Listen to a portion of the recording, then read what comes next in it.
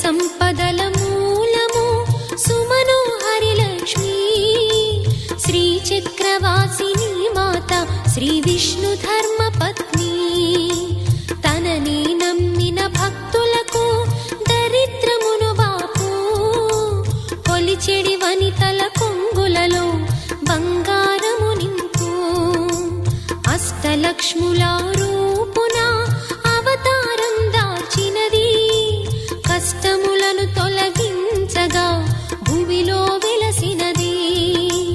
లక్ష్మీదేవి కథ శ్రీ లక్ష్మీదేవి కథ లక్ష్మీదేవి కథ శ్రీ లక్ష్మీదేవి కథ